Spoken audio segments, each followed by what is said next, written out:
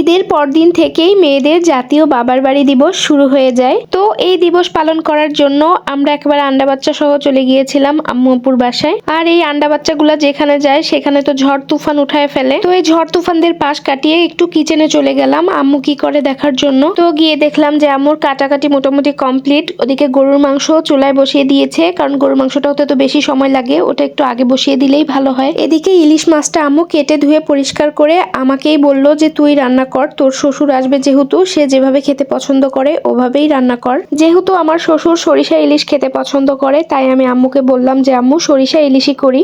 আম্মু বলল যে তোর যেটা ভালো মনে হয় তুই সেটাই কর, and this is the final look of my সরিষা ইলিশ। এরপরে আম্মু আরো টুকিটাকি গোছগাছ করে দিচ্ছিল, আর চিংড়ি মাছটাও এই ফাঁকে আমিই ভুনা করে ফেললাম। মা মেয়ে মিলেমিশে সব রান্নাগুলো করে ফেললাম আর কি। যেহেতু আমার ননদের ছেলে মেয়েরা আসছে আমাদের বাসায়, আমার শ্বশুর আবার আমার ছেলেদেরকে আর ওদেরকে নিয়ে ঘুরতে গিয়েছিল। ওরা এবার পুরান ঢাকাটা একটু ঘুরে দেখতে চাচ্ছিল। ওরা সকালের নাস্তা খেয়ে ঘুরতে বের হয়ে যায়, আর আমি এই ফাঁকে আম্মুর বাসায় চলে আসি আম্মুকে হেল্প করার জন্য। মা মেয়ে মিলে সবগুলো রান্না কমপ্লিট করে ফেলেছি।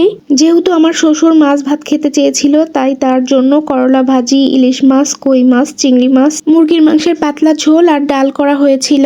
আর যেহেতু বাচ্চারা পোলাও, রোস্ট, গরুর মাংস, চিংড়ি মাছ ভুনা এগুলা পছন্দ করে তাই ওদের জন্য এগুলোও করা হয়েছিল। আর বাঙালি ঘরে খাওয়ার পরে দই, মিষ্টি, স্প্রাইট এগুলো তো থাকবেই। দুপুরে খাওয়া দাওয়ার পরে আমার শ্বশুর সব নাতি নাতনিদের একসাথে নিয়ে গল্পের আসর বসিয়ে দিয়েছিল।